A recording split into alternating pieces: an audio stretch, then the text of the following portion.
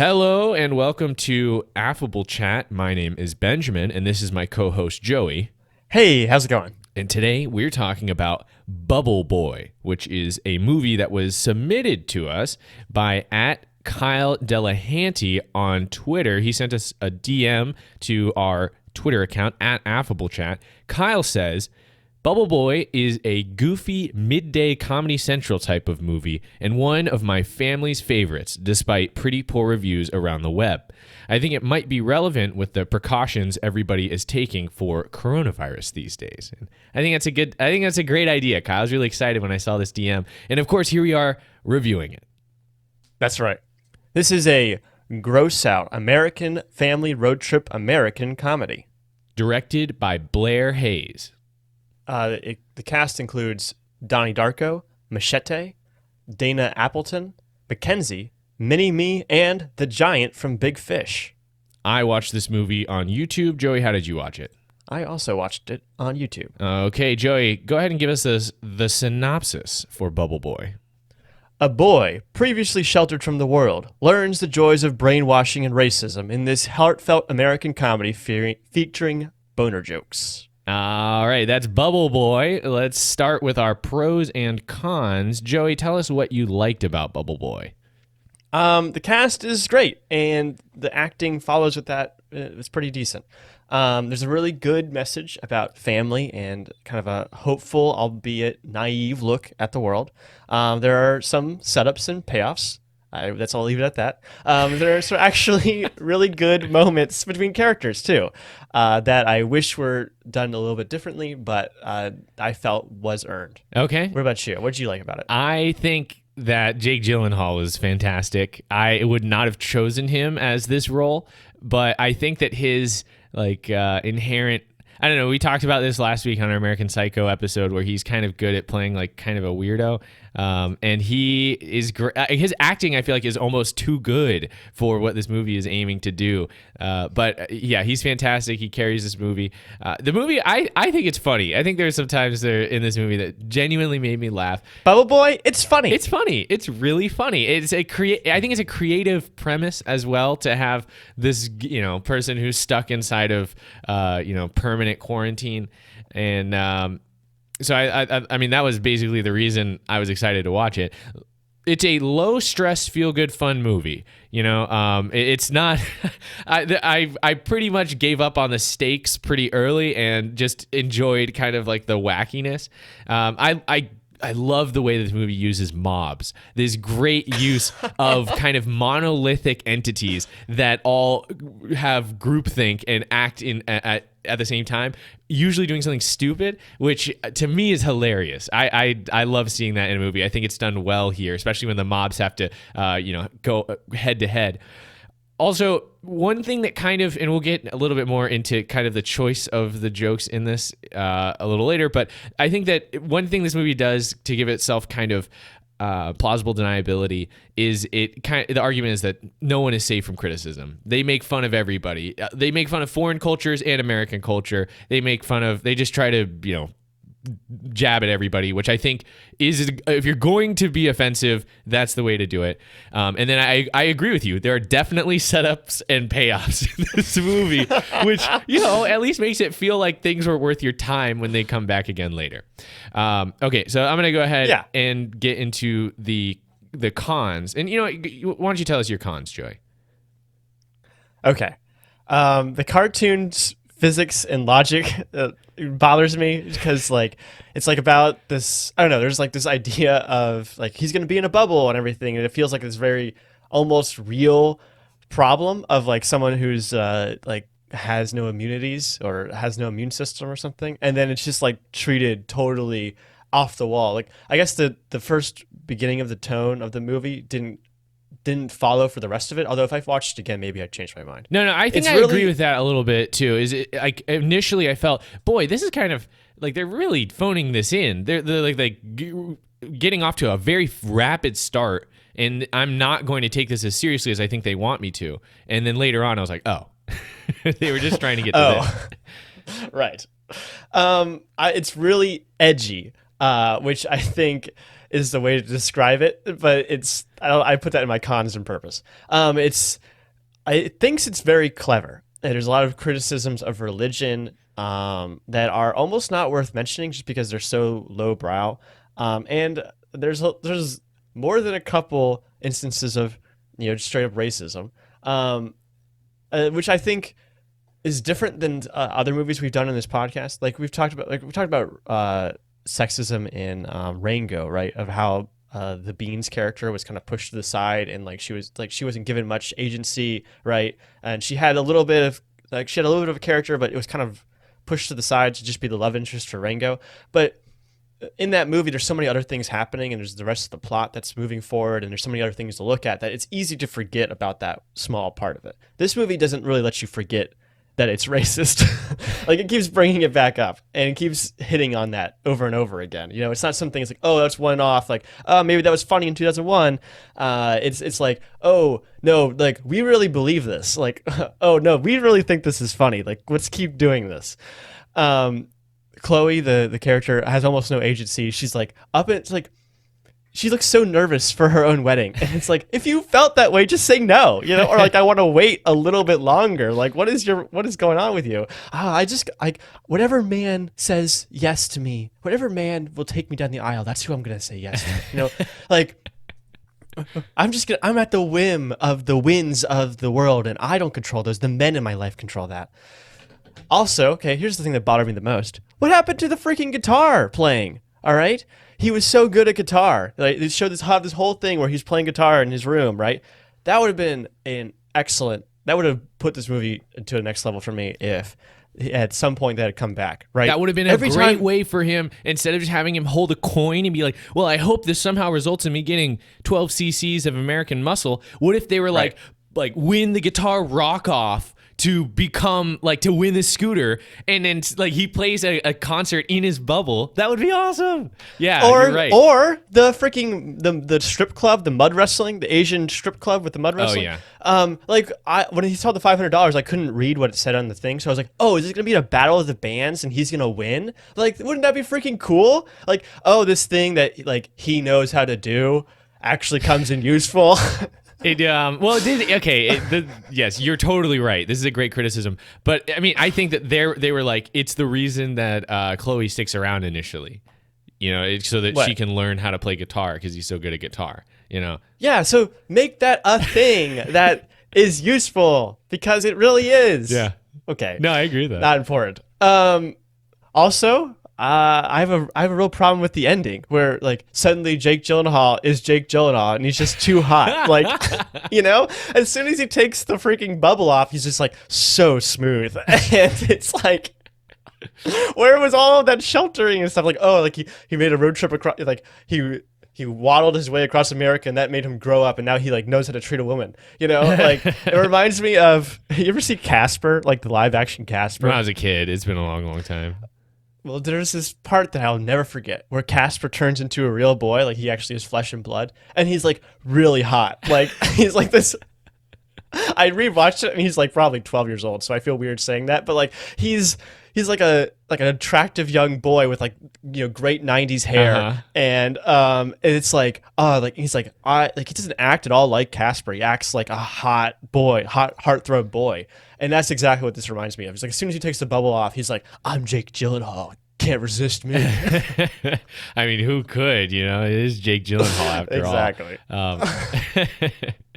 Well, I'm going to echo your criticism of the racist jokes because I don't know. There's certain things where you can make fun of a different culture and it obviously be okay. They make fun of Christianity and Republicans, and not necessarily saying explicitly you're white, but there's you are drinking the Kool-Aid and the propaganda and all that other stuff. Everybody, you kind of get a jab in at everybody, but there's a difference between saying here's a thing that you do that's ridiculous, and then just being pointing and saying ha ha, different culture, ha ha ha ha ha ha, that's that hey, you're different, Ha ha. Exactly. I do not understand the $500 joke. I don't see what the problem is. That saying, "Oh, you're different and that's bad or funny" has never been a problem in the world ever.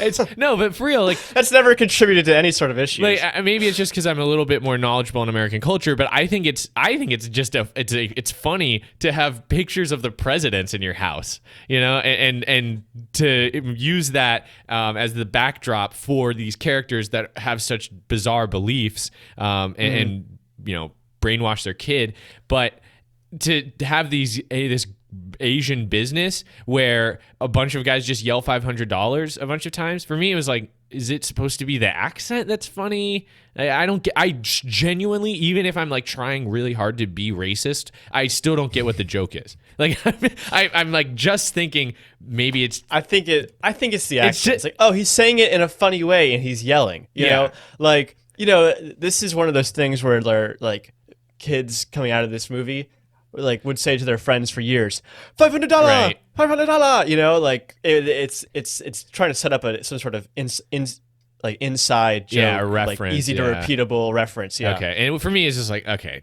don't need that. Do something better than that. But yeah, so that wasn't good. And then I really don't feel like I get it. You know, this is kind of like a coming of age story, boy to man kind of story. But I didn't get that really. Like they just kept saying, like I didn't feel like this movie really had that much of a purpose beyond just making me laugh. Like I didn't feel like he really learned any lessons other than just YOLO. He's like, you didn't come this far out of your bubble just to give up now, did you? And he's like, you're right. I've only got one shot at this. I have to keep going, you know, which is a good message, but I didn't feel like it was really driven home or told in a way that like had a purpose other than that was more impactful than just how silly and comical this movie was. Yeah. I think this movie has one good message, and that's it. Yeah, okay, fair enough. And I also don't want that to say that I didn't feel like this movie was a feel-good movie. Like I came away from it happier than when I first sat down. But that's enough of the cons. Let's get into the overall and really dissect this movie. And honestly, my first reaction after finishing this movie was, this is exactly what I needed to watch right now. Okay, not for the initial reason I thought. When Kyle submitted this, obviously he's like, the whole coronavirus situation has made him think of this movie.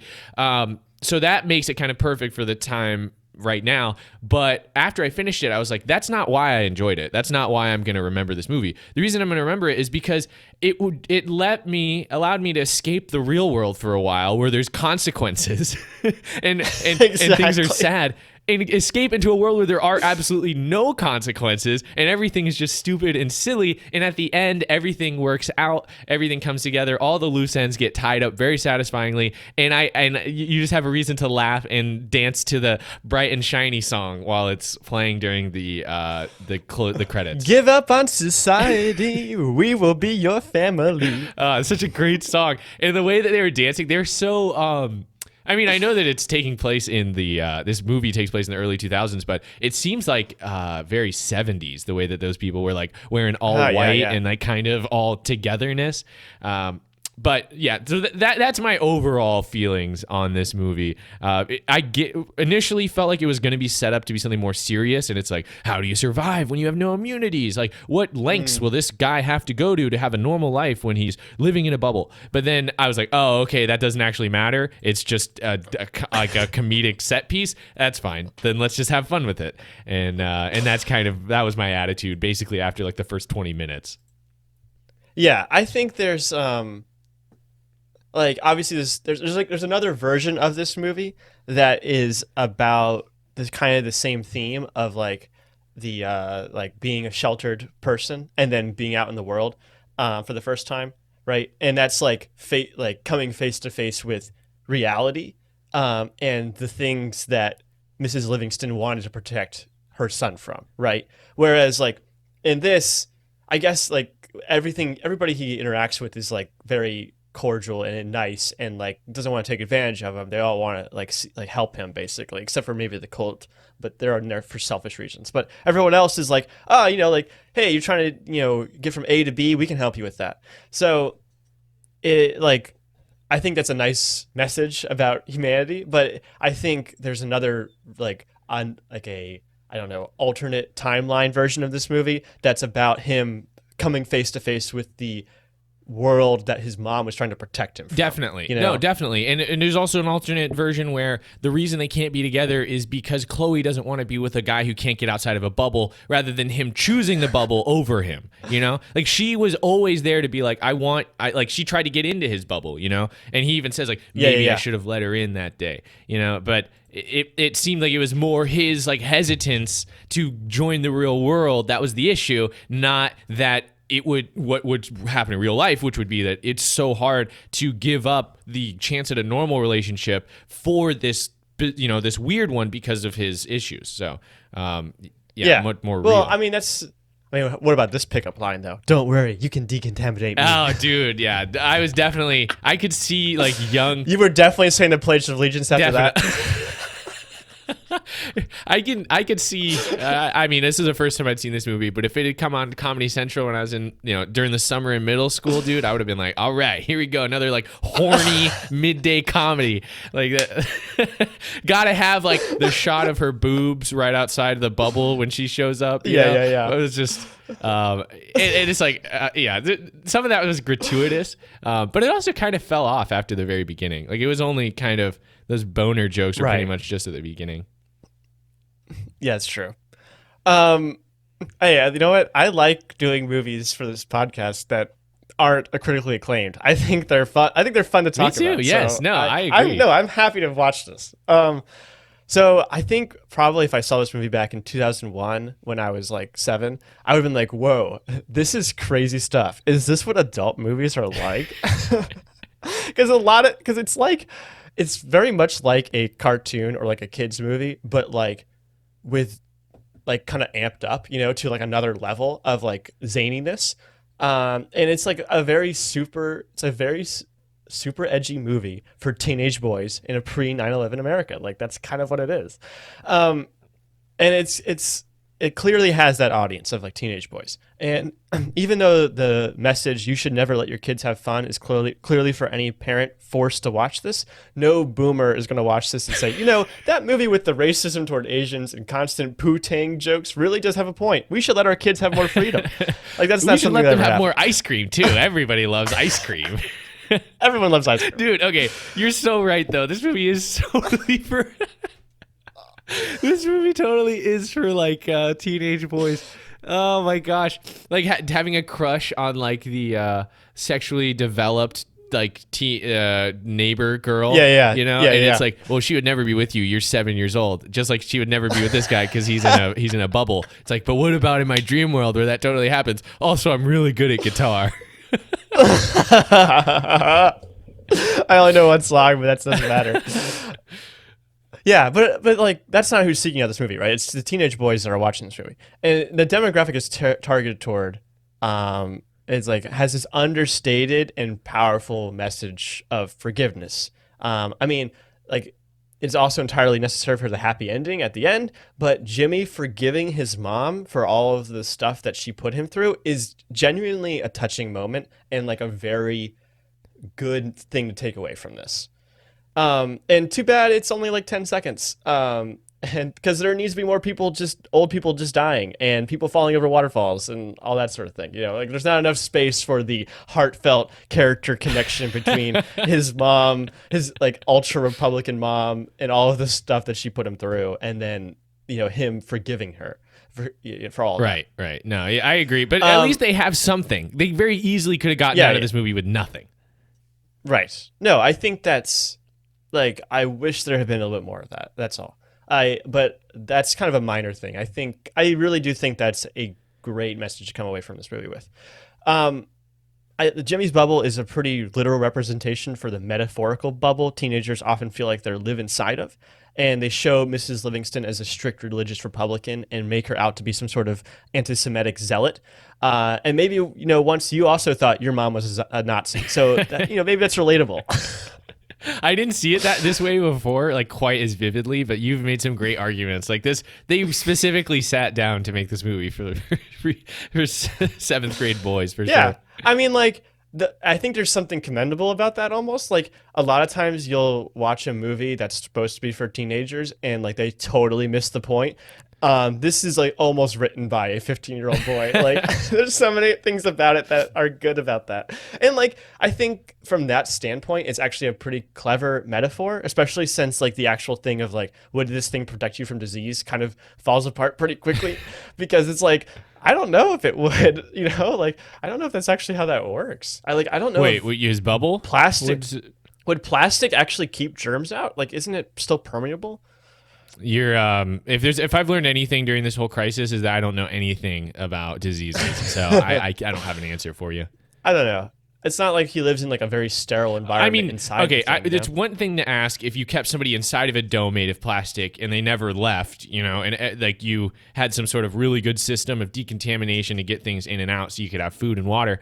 It's another thing to ask if his bubble that he runs around in would work, or if those tunnels they have going through their house are a good idea, What about how like he's bouncing all over the freaking country, and then when he wants to get out, he just pushes once, and then it opens from the inside. Yeah, also, how about him designing that thing himself and building it? That was cool. And again, I wish that would have come back. I wish there had been like, I wish he had like, he meets Machete or what's his name, Slim in this movie, and he's like, my motorcycle's broken. He's like, oh, I could fix that. And he totally fixes it. I mean, he does give him the patches, which is kind of a good way of doing it. But like if he had used some of his technical skill that he had developed making this freaking bubble suit to help somebody out, like that could have been, that could have been kind of cool. Especially, if it kept coming back. Yeah. Like he uses his guitar skills and his building. It would have fleshed him out more as a character, instead of him just being this one-track minded guy who's just always capable of continuing his trek towards Niagara Falls. That's right. To the east. That's like his number one quality is he's always able to just keep going. Yeah, it is. He's very resilient, despite his lack of immunities. So I think we got to talk about the religious stuff in this movie a little bit. Oh, definitely. A lot of the criticism this movie has of religion is like the most low-hanging fruit you could think of. It's like the most like amazing atheist stuff that you've ever seen. That's the category I want to put it in. Religion certainly has its flaws. No institution is perfect, and none of them are above criticism. But this movie's religious take is, can you believe this? Can you believe that these people believe this? They're so short-sighted and dumb. Like, it's not even an anti-religious movie, despite all of its, like, religion? Come on. It's really like an anti-establishment movie. Like you said earlier, it's kind of poking fun at everyone, right? And I think, like, the Republican aspect of that kind of supports that as well. Although he is making fun of, like, the Hindus and, like, the cult, like, I guess America's, like, cult demographic, whatever that is. Sure, no, but I mean, definitely cults are, worthy of being criticized. I think the cult criticism is a little better than some of the other, especially the Hindu one. It's just like, basically they pick one thing out. They're like, cows? You guys like cows? Well, guess what? That's stupid. It's like, all right. That's not. I don't know this for sure, but I don't think it's just any cows either. I think it's the specific species that lives in India. So, I don't even know. And that, I mean, they make, I'm not going to trust this movie to like educate me on it. But it was just like, what if we ran over the thing that you think is important? Ha ha ha ha ha. Yeah. Also, like, I don't know. Like, I like how, I don't like that the ice cream truck was ice cream and curry. That is just the laziest joke ever.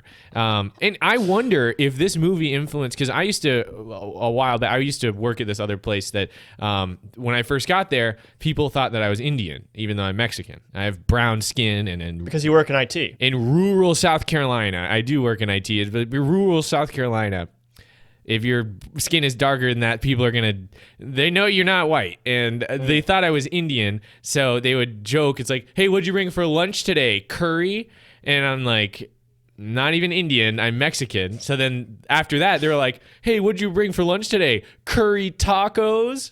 Like, because again, it's just like, yes, no. But it's just low-hanging fruit. And back then, I wasn't even offended when these jokes came my way. I thought it was hilarious that they thought that this was like a good, clever insult. especially after like the fifth time I had to hear it. So Right. So to see it in this movie, I'm just like, oh, come on, you can do better than that. Yeah. The one thing that I did like about it, though, was that later on when the bikers were in the ice cream truck, they were like, this is some really good curry, because I have found that it doesn't matter what culture you are. If there's good curry, there's a good chance you might enjoy it. Curry is amazing. So I like that Shiva was holding ice cream cones in all of her arms. Oh, that's so funny. So yeah, I thought I agree with that. I didn't think that the religious criticisms. It just didn't feel like that had any substance. It's a lot like it just falls right into the racism things where it's just like, yeah. You're making fun of it because it's not. It's just different, and I don't think there's any substance to it. It's just haha different. Yeah, exactly. I mean, I wouldn't even call this like my first atheist level, like baby's first atheist movie. Yeah. In a way, it's just there's nothing there basically. But I do want to say I do like the criticism of the cult. I do feel like they did a pretty succinct version of a cult. There's not much there. Sure. Like they have like their one text, and then they have their song that very quickly summarizes who they are. But they hit all the major bullet points for a cult. Like for instance, giving up all your worldly possessions to somebody else who keeps them in some compound in Texas. They don't even know. Like And they're like not allowed to have sex with each other, but you know that the cult leader is definitely having sex with all of them. Right. And then they like removing their own identities by all being named. Was it Todd and Lorraine? Todd and Lorraine. Yeah. It's just, I felt like that was actually pretty good criticism. Also, having a beautiful cult leader in Fabio, great casting choice. Yes, great casting choice. So unexpected. I love how Fabio's main role was to be to open the buffet.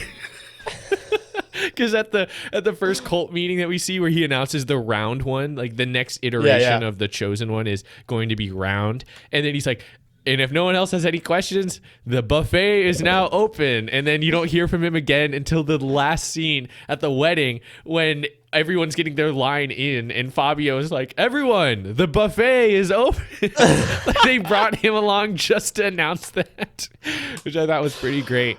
Yeah. I wish they had explained what the round one was supposed to be, Yeah. Like later on, there's some quick scene where like a literal guy who's like got a hula hoop strapped to him or something is like the chosen one. He shows up or something. I don't know. Like, Fabio is dressed up as the guy or something. Like there's some sort of like master plan that falls through because of Jake Gyllenhaal's bubble suit. Right. That would have been funny to see some actual round guy show up and them, after dealing with Jake Gyllenhaal, totally be sick of it and be like, nah, like forget this guy. We've already been through this mess. And he's like, what? I'm the chosen one. That's right. That's like, that's like almost the same plot point as Dude, Where's My Car? Where they have the weird space cult.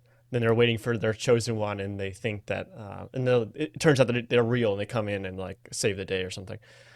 Yeah. Well, anyway, but I just want to separate that from the other, like, because cults are religions too. So like, or you could make the argument that religions are cults. But I think that while I feel like the religious criticisms in this one weren't very good, I think they did a surprisingly good job of criticizing cults. I also liked how the punishment for like not accepting the chosen one was that you'll mutate and burn eternally on planet PX41 or PX42 if they run out of room. Yeah, it's like, what? It's so specific. Yeah, it's like, oh, we got this practical thing going on here. Like, we all know the planet has limited space. If you're gonna burn eternally, that's the thing that's gonna hold us back. Yeah. That's pretty funny. As you mentioned earlier, the stakes in this movie are pretty low. Like Jimmy cannot get hurt despite his best efforts. Chloe is hot, but she is totally into him, and so stopping the wedding was never going to be an issue. Well, so my question: did you feel like the relationship was earned? Did you feel like it made sense that they were together? Because I felt like, I don't know. Initially, there's a lot of like narration from Jake Gyllenhaal where he basically like can explain his emotions and motivations early, like plot exposition narration, and also relationship montage.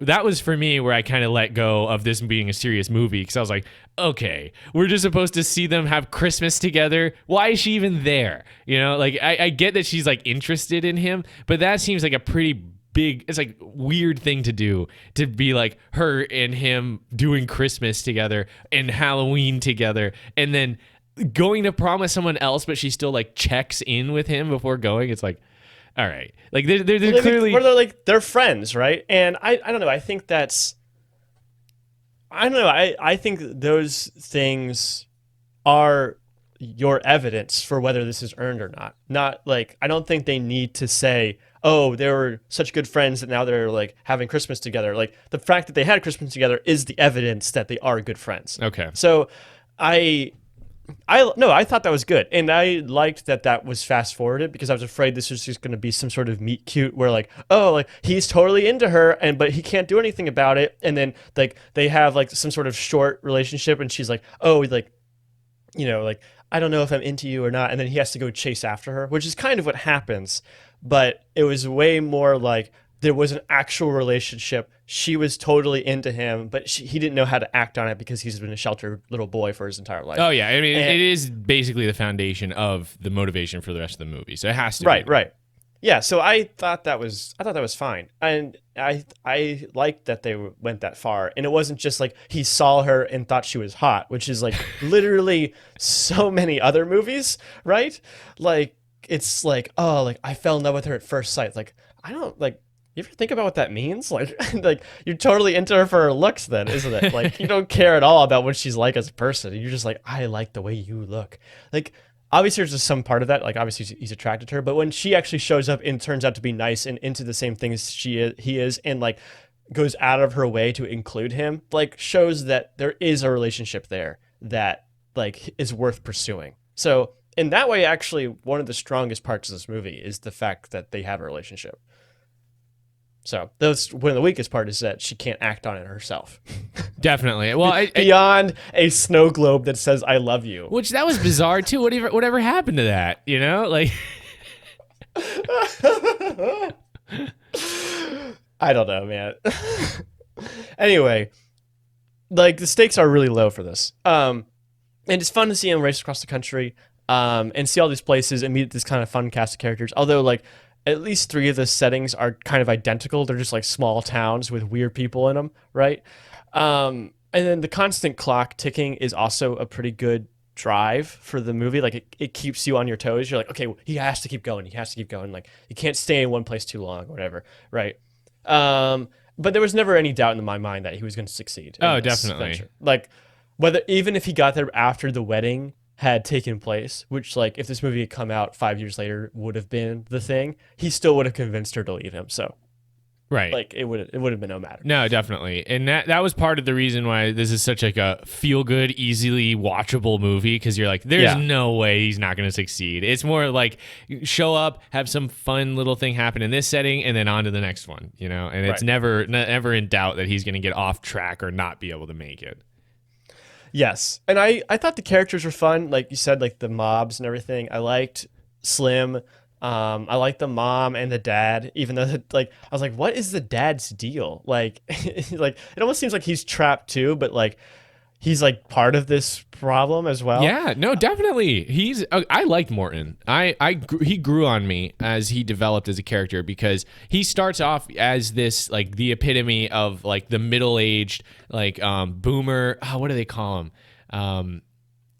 You're like incompetent dad trope. Yeah, well, it's just like the boomer who thinks that like the American dream is like having a job and sitting on your couch. You know, like those are like. Right. I'm married and I have kid and all I have to do is just like kind of exist here and watch what the screen tells me. Well, that's what Slim describes him as, right? Yes. Some vato with a job. Exactly. But he's so right.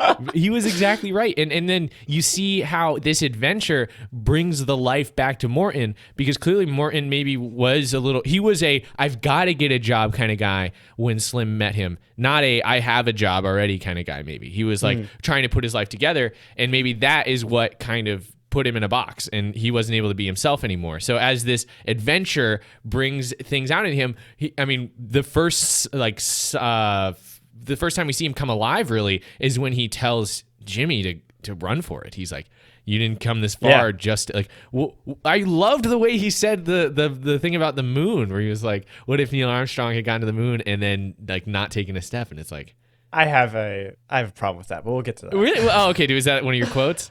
Yeah. Okay. Well, we'll get that later. But Morton continuously becomes more. He gets just more autonomy as the movie goes on, and eventually becomes him totally flipping his life over, becoming part of this threesome on a bike.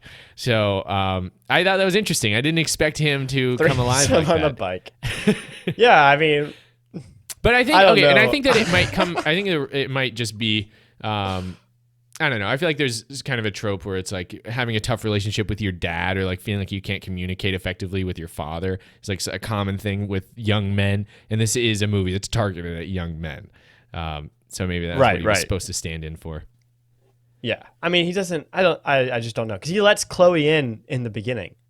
That was bizarre too. That was a little bit really of bizarre. like convenient plot where it's like, how would she get through the steel wall defense of the mother? You know, there's no way the mom would ever let her in. But it's like, well, what if she just walked through the door when no one was looking, because the father literally is just oblivious. Opens the door and doesn't pay attention. And they left the door open too, not to mention. So that's like, I thought for sure that was how they were going to get exposed. But anyways, that was back when I was thinking this movie was going to be totally concrete serious. So. Yeah, I guess we can't apply too much logic. I kind of have an issue with how the mobs interacted with each other. Like, I thought it would have been like, I like that whole part where they're in the small town. I guess it was in Iowa, I think. I thought it was Illinois. Or Illinois, you're right. And it was and like the cult interacts with the freaks, and the freaks are dressed like the cult members, and they're trying to rescue Jimmy. And then like the cult freaks out because they think they're mutating. Excellent setup and payoff. Very good. That is very good. But then like the biker gang is also fighting the freaks and everything. Like, I kind of wanted some sort of like, oh, we're all here for Jimmy kind of thing at the end, right? Where like he gets to the church, right, and everyone kind of dismisses him or something, and then all of his friends that he made along the way show up, and they're like, Jimmy, he's the best, like, we gotta, like, Chloe, you gotta give him a chance, like, he like did all this for you, and like he saved my life, or like, you know, he's the chosen one, or whatever. Like, you have to do after, like, all these people are here for him, right, that he made, and he's like such an influential and friendly person that he's made all these friends along the way just haphazardly, right? I feel like that would have been better than just like, we're gonna charge into the church and fight each other. Like, that's funny as a chaos thing, but I really would have liked that payoff of like, these are Jimmy's people now, you know? Yeah, no, definitely his own. I mean, it would have almost made more sense for Jimmy to be the cult leader at the end instead of Push Pop. But no, I agree with that. Although I did feel like. Yeah, there was like some inconsistency, because it doesn't feel like the bikers should have been fighting the mutants. You know, there's a reason for the bikers to hate the cult group, because and the bikers to that's right, and the freaks to hate the cult group too, in a way. Right. So that made sense, but yeah, it did just kind of seem at a certain point where it was like, all right, engage mobs, and they would just run out there. Cue mobs. Yeah. One of the characters that I was really interested in was Mark, who was his name might as well have been Brad, and he was the like groom who was supposed to marry Chloe, or that was what the wedding was planned for, and he was like the classic like 90s early 2000s douche, you know, with like the hairstyle and the facial hair, and like I am a sucker for that kind of character. I always laugh, no matter like how many times I see it. I always laugh at that kind of character. Like when they asked him in the wedding, it's like, "Do you take this woman to be your bride?" and all that stuff. He's like, "Oh yeah." It's such a douchey thing to say instead of "I do."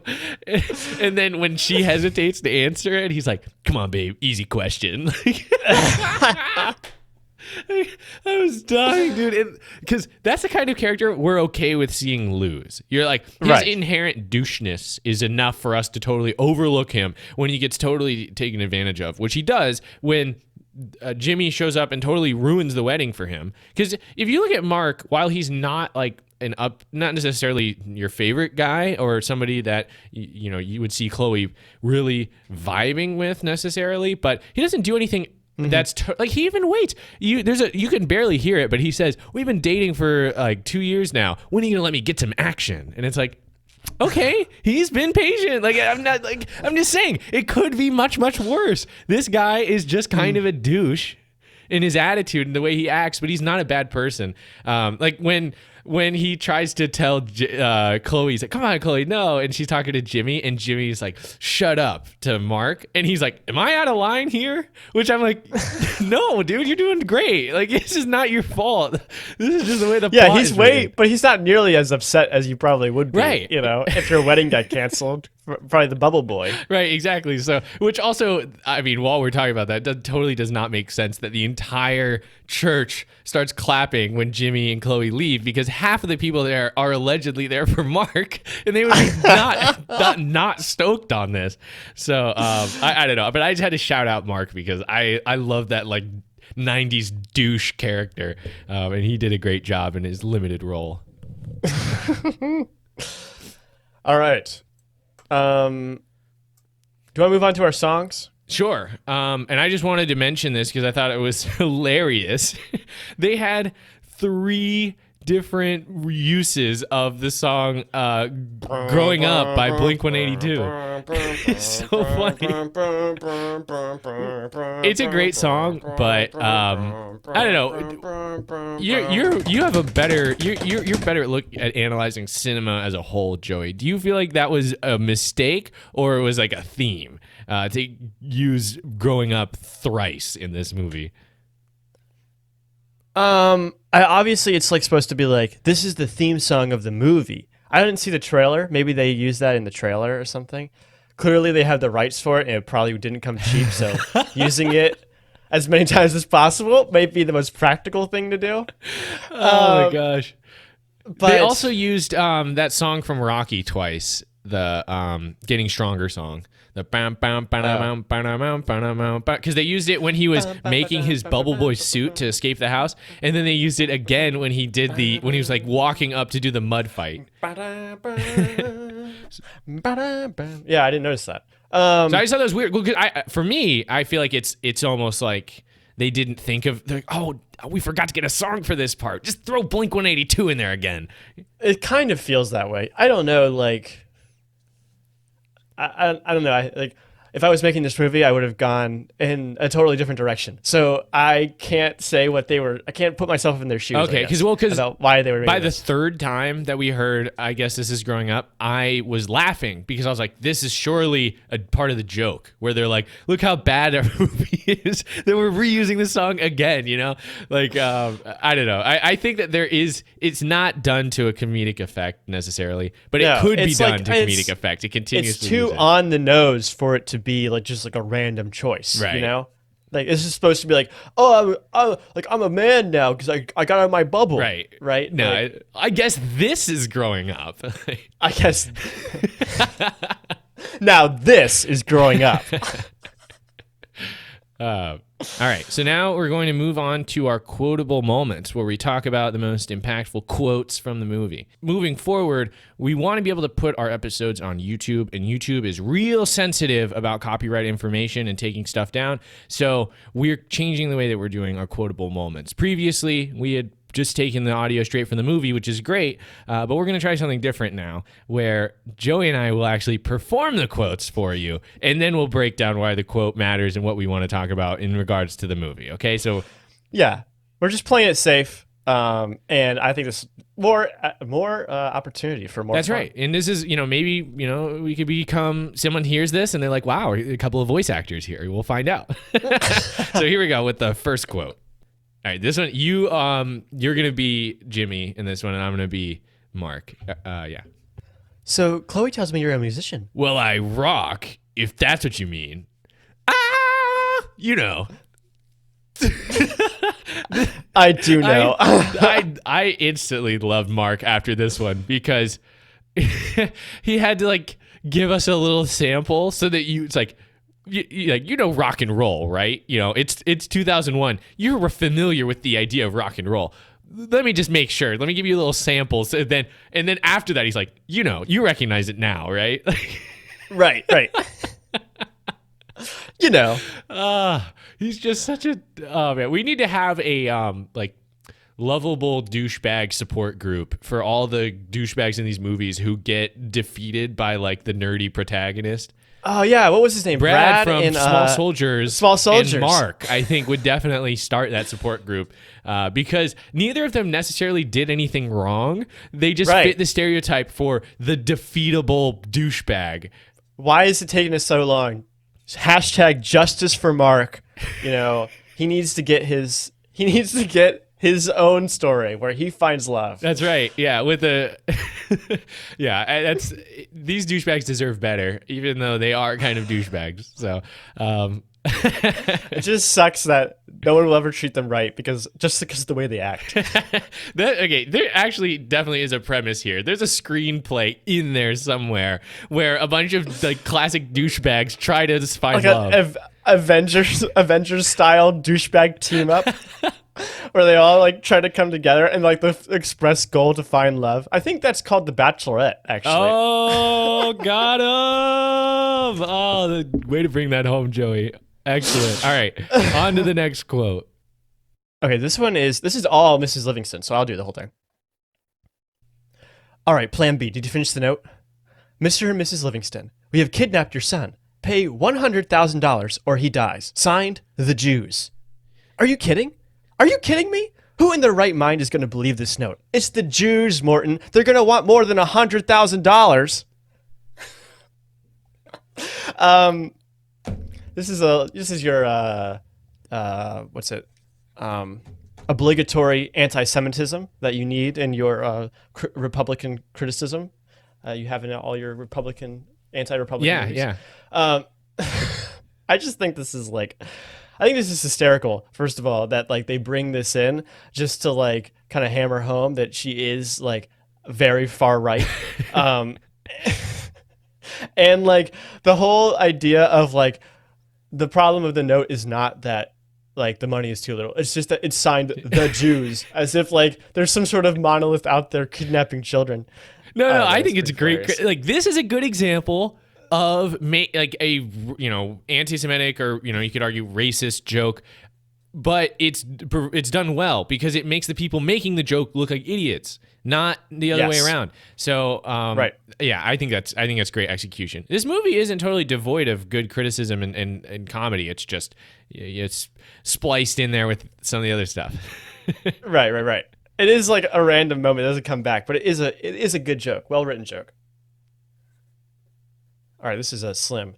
You didn't get out of that bubble room to play it safe, did you? This is what Slim says to Jimmy when they're in the casino, and he tells him he needs to play the slots, which I think is a pretty good tagline for this movie. Yes, right, definitely.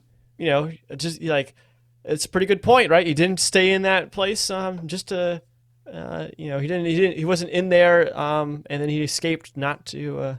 I don't know what I'm saying. No, it's building towards the eventual immersion or his emerging from the bubble, right? Because it's like he's doing things that are, I mean, honestly, it's like once you leave the house, he gets pretty reckless immediately. But all those times of him being reckless in the name of not playing it safe leads up to the logical conclusion of him totally ditching the bubble. So I think that was a good theme throughout.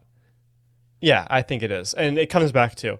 But also, playing it safe in Vegas is not playing the slots. Come on, man. I think if you were really trying to make some money in Vegas, you would not play slots. You would play a card game or something that you can actually involve your own. I know that it's all gambling and you can't really involve your own skill, but for me, slots is just giving away your money. Yeah, but it's the highest risk, right? So that falls in line with this quote. Sure, but I have my own opinions on slots. I think it's just a waste of money. I mean, I agree, but I think it fits with the theme here. Yeah. Okay. This is when Jimmy and meets Push Pop, and then he hits the cow in the road, and Push Pop is very upset, obviously, because cows are sacred in his religion. And Jimmy says, "It's okay, Push Pop. Your religion is all lies." Pardon? That's what my mom says.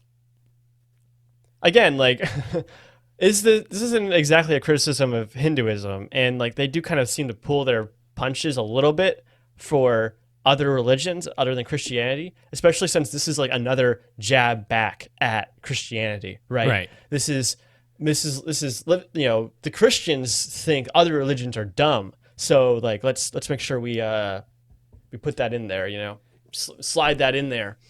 Yeah, and I mean, you can really just this blanket statement for atheism is just religion is all lies. Right. Like Right. this is in a way just making the argument because this guy's so devout. What makes the devout of the other religions not the exact same? So it's I mean, exactly atheism You're- level exactly. 1. Atheism starter pack. Your religion's all lies. Okay. All right, so this next quote is between my favorite Mark and Chloe while they're watching TV. And I'll be Mark, you be Chloe. No way this is better than Jurassic Park. The effects look totally fake. I can't believe you and Bubble Geek like this show. It's supposed to look fake. That's the point. And for me, this was a like meta commentary on this movie itself. This was the movie pointing at itself and saying, "Hey, don't take this too seriously. We're just joking around. The whole point of this is that it's stupid, silly fun." And when I immediately I was like, I agree. That is what you guys have got here. I haven't seen Land of the Lost, so I don't know if the parallel is perfect, but I think that this is good. They're very self-aware that they're like, yeah, obviously we're being stupid in this movie. So enjoy it for what it is. Don't get caught up in the like trying to make this some sort of great cinema or, concrete plot. We're just having fun. And I'm like, okay, Yeah. that's fair enough. It's not a get out of jail free card. There's plenty of other things to criticize about this movie, but by this point, if you weren't sure if this movie was serious or not, now you know for sure it's not. Here's your clue. Right. Which I thought was fun. And it's also, I don't know, I haven't seen Land of the Lost, but I'm sure if you like Land of the Lost, I know it's a popular series, this would be a nice little like homage or like a nice little thumbs up for that series to say, hey, we liked it Sure. too. That's And it true. influenced Play the us. theme song. Yeah, and they talk about it a little bit. Yeah. All right, this next one I have is when Jimmy's dad is talking to him in the car, and he's talking about the moon. He says, "How was it out there? Was it fun? You can see the moon today. It really makes you wonder. What if Neil Armstrong had made it all the way to the moon and had never stepped on the surface?" So clearly, this is his dad indicating to him that he wants Jimmy to take it all the way, right? He wants him to get out of the car and not give up and keep going on his adventure and see it through because he's so close. He's so close. Just like Michael Collins, the third astronaut that was on Apollo 11, who didn't get to go on the lunar surface, who stayed in orbit in order for the mission to be a success. When he says like, "Oh, what a tragedy it would have been if Neil Armstrong had made it all the way to the moon and not stepped on it." Like, there was a guy who was on that same the same trip who made it all the way to the moon and didn't go down the surface. Like, sometimes that's your job. Like, it sucks that like Michael Collins' name is kind of forgotten in history a lot of times, but like it was very easy for me to Google and find it again. I knew he existed, and I knew that he like was an important part of this mission. Okay, but that's So like, no, I'm just like, oh, like Neil Armstrong's the only one that matters, or Buzz Aldrin's the only one that matters. It's like, no, like that's not how this works. Like the tragedy is not that Michael Collins didn't get to step on the moon. The tragedy is that people don't appreciate his hard work as much as they do the other astronauts.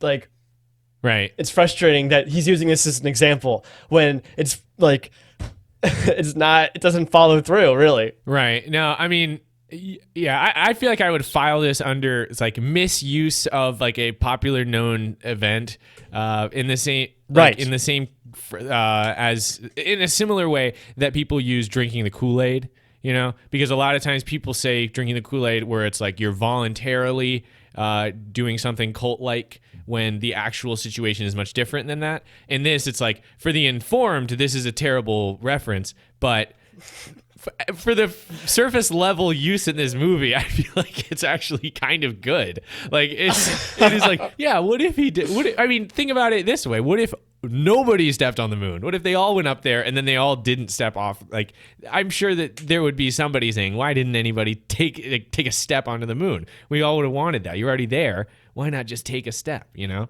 So I think it's important that we recognize Michael Collins. I think that's your galaxy brain shines bright once again. But I don't know if it totally takes away from like the meaning of what Morton was going for here. I mean, the attention is still there, but it's just a terrible.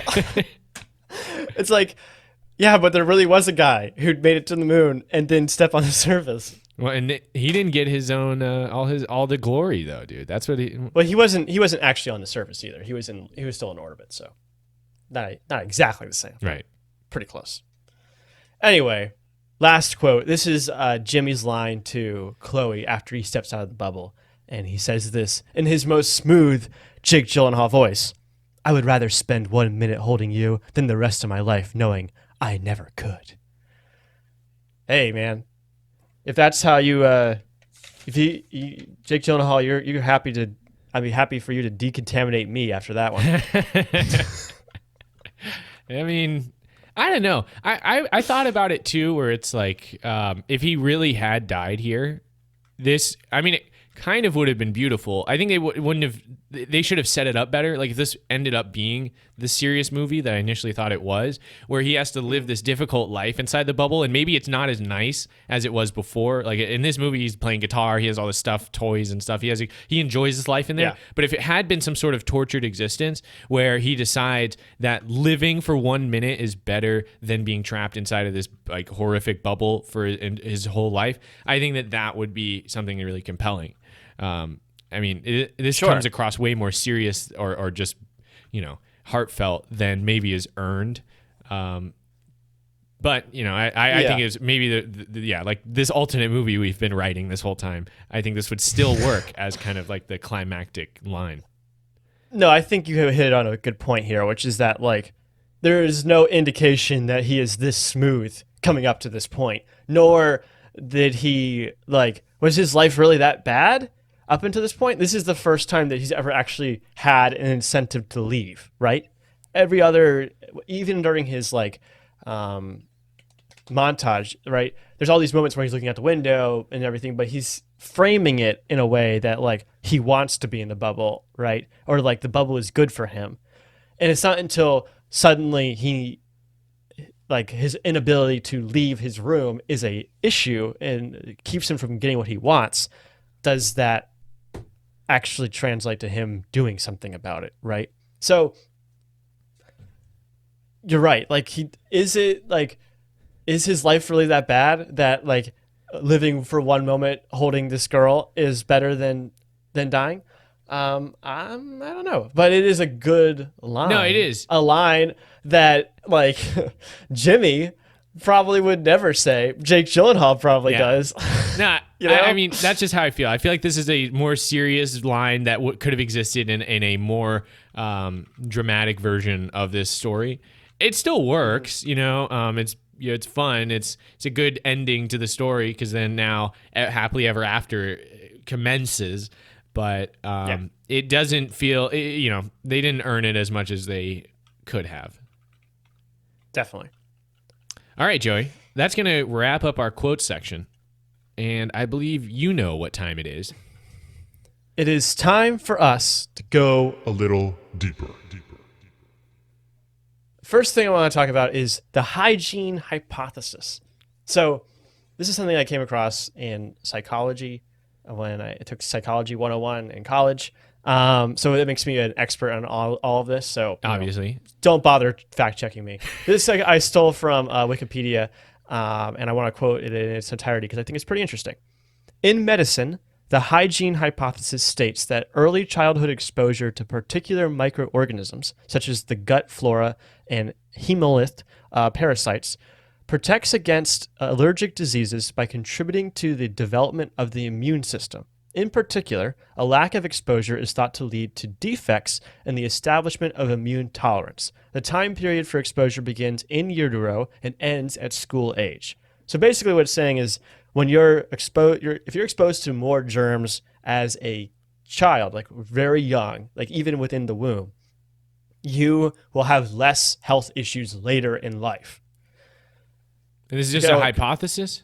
Right, I'm going to continue. While early versions of the hypothesis referred to exposure to microbes in general, updated versions apply to a specific set of microbial species that humans have co-evolved with. The updates have been given various names, including the microbiome depletion hypothesis, the microflora hypothesis, and the, in quotes, old friends hypothesis, which I think is interesting, right? So now it's not just getting dirty, right? It's when you're young, it's specific exposure to specific microbes, specifically ones that we have co-evolved with to be helpful for us. Old friends, you might say. There is a significant amount of evidence supporting the idea that exposure to these microbes is linked to allergies or other conditions, although scientific disagreement still exists. So the jury's still out. So they're saying that the lack of exposure leads to allergies later. Right, I believe that's what it means. The term hygiene hypothesis has been described as a misnomer because people incorrectly interpret it as referring to personal cleanliness. And I admit that I was actually thinking this the same way until I read this. Reducing one's personal hygiene, such as not washing hands before eating, is expected to simply increase the risk of infection without having any impact on allergies or immune disorders. Hygiene is essential for protecting vulnerable populations such as the elderly from infections, preventing the spread of antibiotic resistance, and for combating emerging infectious diseases such as Ebola or the coronavirus. Ding, ding, ding. There it is. There you go. Tying it back in. The hygiene hypothesis does not suggest that having more infections during childhood would be an overall benefit. So, in general, don't get dirty. But there are specific microbes out there that are necessary for you or helpful for you in development that will keep you from getting sick later in life. Kind of like how a vaccine works, where like you get exposed to a low risk version of the disease and it trains your body on how to fight that disease. So later in life, if you're exposed to it, you can easily defeat it. So similar to that, there's lots and lots of these microbes out there that could hurt you later on unless you're exposed to it very early on. But that doesn't mean that you should not wash your hands, right? Personal cleanliness is still super important, especially in times like this. Definitely. So yeah, so this is more of like, early on and targeted versus just, my immune system is the best because I'm always putting it through a tough workout. I don't think I've washed my hands in 10 years. I inoculate myself. I never get sick, except for when I never get sick. That's right. That was a reference to Pete Hegseth, in case anyone cares. The next thing I want to talk about is something much, much darker. Oh, man. So this movie is not entirely based on fiction. There was a real life person who lived in a bubble, a real bubble boy, who had a somewhat similar setup to what you see in Jimmy's house, where he had like his own sterile room and like tubes that went to different areas of the house. And he like lived in a hospital until he was 4, I believe, and then they brought him home. His name was David Vetter. He was born in 1971. Actually, like when he was like 10 or 11, I think, NASA was tasked with building him a spacesuit. So they actually built him like a germ suit so he could go outside. And like he actually went to see a movie or something like that. They did all this stuff to like kind of make his life kind of more tolerable and everything. But ultimately, he was pretty miserable. And in fact, what's really like crazy is that like his parents knew about this and like kind of did it anyway. They had a child, their first child they had only lived to be 7 months old. He had the same disease as David Vetter did, which was like this lack of like it's very poor immunity system. I think I have what it's actually called. Severe combined immunodeficiency, SCID is what it's called. And so they had a child their first child who was also named David Vetter. boy. who died at 7 months. And then after this, the doctor said, there's about 50% chance that the next male child you'll have will also have this disease. And they had a daughter, and then they had another son, who was this kid. And yeah, he lived okay until he tried to get a bone marrow transplant from his sister, who was not entirely compatible. So they were like, I think the parents were like, okay, well, if we have another male child, we can use some of the bone marrow from our daughter and to help him, like she can donate some of that, and that will help him fight this disease. That helps. That's That's what he needed. But like nothing ever came through, and so eventually they were like, and the daughter didn't turn out not to be an exact match, but they went through it with it anyway, just because he was basically so miserable. And she actually had some sort of dormant virus on her bone marrow. It was called the Epstein-Barr virus, and it came active and killed him when he was 12 years old. Jesus. So yeah, it's a pretty like messed up story, honestly, and the whole thing that really happened with a real boy lived in a bubble. Well, I'm sure glad we watched the one where he gets to bounce across the country and steal Mark's fiance. Mark's girl. Yeah, instead Mark's girl. Instead of watching 12-year-old kid die of Epstein virus. Jesus. Yep. So I think there actually are some documentaries out there, but a book by the Vedder's psychologist, Mary Murphy, just came out last year. It's called Bursting the Bubble, The Tortured Life and Untimely Death of David Vedder, which came out in 2019. Wow. One like piece of kind of good ethics from this that I thought was interesting was that his people knew about him and that he lived in a bubble, but his last name was not released until 10 years after he died in order to protect him from like paparazzi and like media attention and stuff. Which was kind of, yeah, that's a nice thing. Yeah, I was wondering about that in the movie when they're like, you live next door to the Bubble Boy. I was like, how do you know? It's like you can't tell from the outside. There's not like a sign that says like Bubble Boy. Warning, Bubble Boy. Yeah. But that's really interesting. I did know that there was I had heard that there was a real life Bubble Boy, but I didn't know the details. And it sounds pretty miserable, man. Does sound pretty miserable. He did like, I didn't have any quotes from him, but it did sound like a pretty tortured existence. Well, I think that's going to, on a kind of on that happy note, yeah, that's going to wrap up our conversation on Bubble Boy. And as we do at the end of every episode, we're going to deliver our ratings. And I'll go first. I give Bubble Boy 4 years in quarantine until it develops immunities. Nice, very nice. I give this movie a homemade, vitamin-rich, soy-based, germ-free, fat-free fiber cookie. Oh, nice. What shape is it? A cross.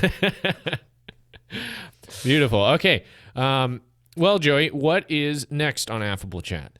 Next is Tropic Thunder. Yes, I love Tropic Thunder. It's one of the first movies I ever saw when I turned 17. I was old enough to watch rated R movies, and I watched Tropic Thunder, and it was epic. And I haven't seen it since.